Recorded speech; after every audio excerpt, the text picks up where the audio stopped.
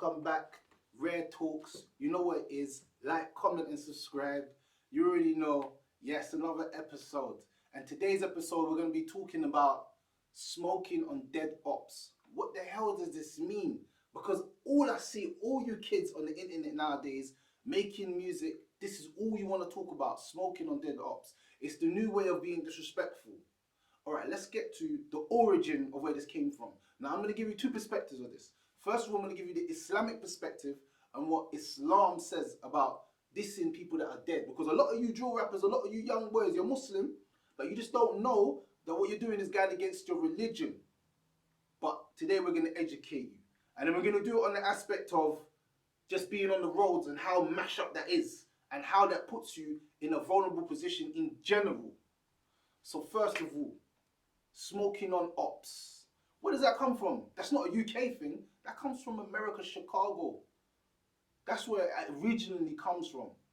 We could say Tupac and the Outlaws, they were doing it. Cool, no problem. But a lot of you young guys probably won't even know that properly. But Chicago, Chief Keef, all them youths, them guys, they're the ones who always talk about smoking on their ops. Now it's become a popular thing to do and say. It's like part of second nature of doing music now is I smoked on this op or I killed that man or that.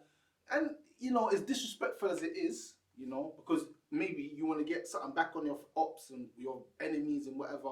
So you think that this is the best way I'm going to do it by talking about smoking on ops. But let's go through the Islamic perspective, why that's wrong. In the hadith of the Prophet sallallahu alaihi wasallam, he says, and this is narrated by Aisha, do not speak badly of the dead, for verily they have reached, they're where they've put forward. They've everything they've done is what they've put forward.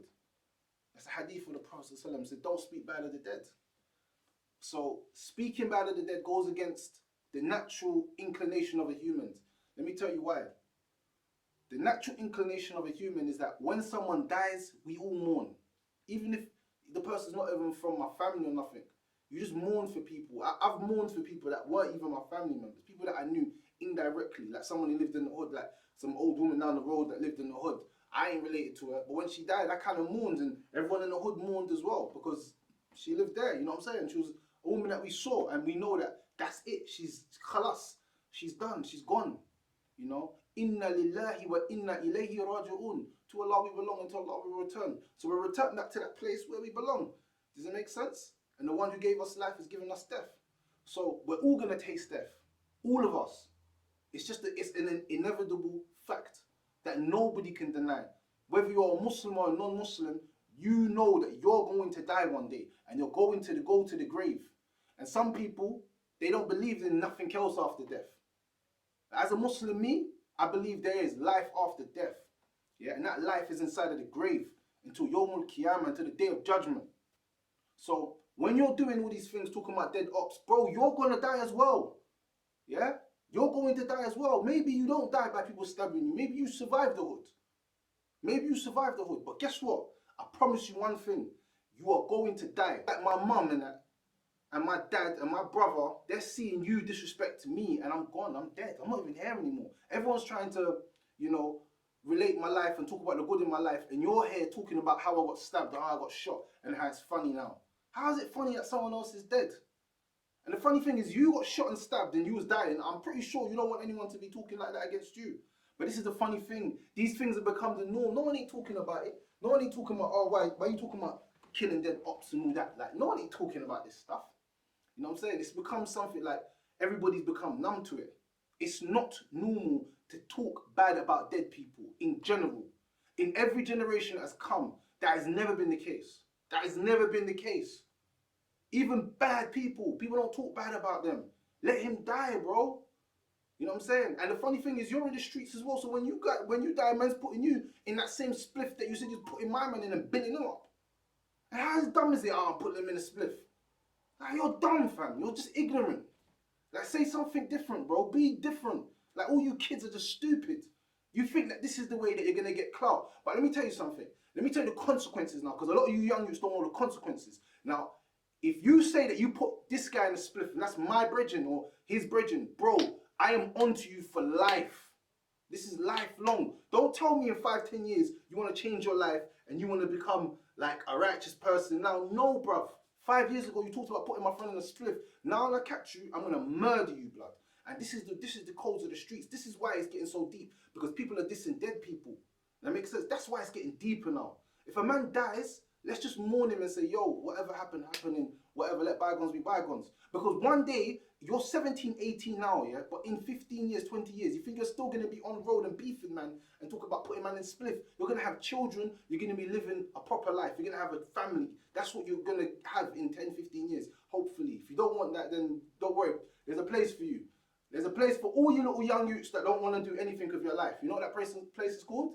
Prison. And don't worry. They got a nice cell for you. The bed's very close to the toilet. Don't worry. They got a nice place for you. They got a very nice place for you. And it's a nice cell. And don't worry. You can be a bad boy in there for the next 20 years of your life. My uncle just done 14 years. 14 years of my uncle's life. He just done in prison. I speak to him. He ain't the same. Man's institutionalized. For what? For a body. You know what I'm saying? So you kids think it's all sweet now and all nice now, but I'm telling you, the moment that you talk about the dead op and I'm his cousin or I'm his brother, bro, this beef is never going to end. Now, you might think in 10 years from now, just think to yourself, is this the same position that you're going to be in now you want to be in 10 years? No, it's not. So think, man. It's not always about smoking on dead ops and killing your ops and getting ops down and stabbing man up and running man down the road. Like, bro, like, what else do you have? Like, what else can you do? And I swear that some of these olders ain't talking to the youngers. They're not going up to them and talking to them on a level. That's why we're having all these vibes. No one's going up to them and trying to give them opportunity or trying to help them out of the situation that they're in. A lot of them are in bad situations. I've been in bad situations myself. I know how it feels. I've been there, done it. I've got this t-shirt. But I'm saying to you now, the way you lot are going about it, talking about dead ops this, dead ops that, I'm telling you, bro. The moment you speak like that, yeah, be ready for the consequences. And either the consequences will be one or two things. Either you're going to get caught and you're going to get put in that spliff that you keep talking about, or you are going to end up in prison because you keep talking about it, because you keep talking about a murder.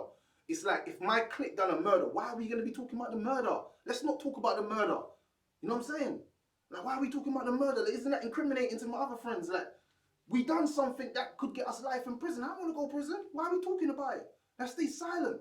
But youngers, it's just like the internet is a destruction. I said my last video was he died for clout. There's man in prison right now because they couldn't stop Snapchatting something. They couldn't stop Instagramming something. It's like it's the clout, bro. It's like they just wanted that recognition, that fame. Like, if you need a hug, bro, you know, ask someone for a hug. It's cold out here, I understand. But trust me, there's a place for you. If you keep being a gangster, keep being bad, I'm telling you, there's only one place for you, my brother. There's only one place for you. There's a place where all the bad boys are. And you see that place there, you're not even bad. You're a weasel. Trust me. That's why some man, they go to prison and they get stabbed up and they get punched up. You're not bad in prison. There's real men that are bad in prison. I've met them, real gangsters.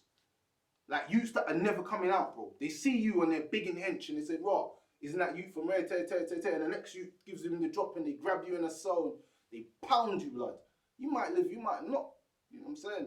But I guarantee you're going to be traumatized. Yeah, and that's going to happen to you over and over again. Because you put my man in a spliff because you're a bad boy. Cool, no problem. But this smoking on dead ops and all this is dead. We're not from America, we're just copying them. That's all we're doing.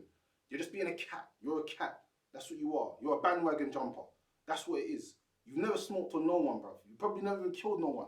And if you have, then you're stupid enough to even go speak about it on the internet in a song. You're incriminating yourself. The feds are going to use it against you. Just like what they done with that little you. What's that you from North SJ?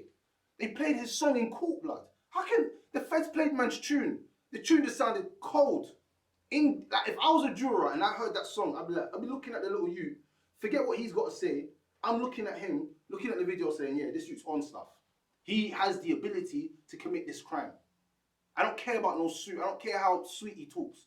He has the ability to take someone's soul. From the way it sounds in the lyric, it sounds too good.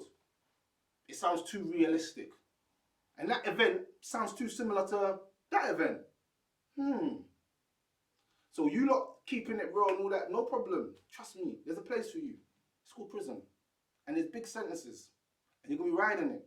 and then seeing 5, 6, 7, 8 years of sentence, nobody even gonna remember you. All that smoking on dead ops, man, don't even care. Everyone's on to the next person that's talking that talk. You're just another memory. But guess what? That beef that you got is gonna stay with you for life. A man's gonna be onto you for life. So trust me, it's not worth it. Stop smoking on the dead ops. There's nothing in it. And if you're Muslim and you're a rapper and you're doing this, fear Allah subhanahu wa ta'ala, because it goes against the guidance of the Prophet sallallahu alaihi wasallam.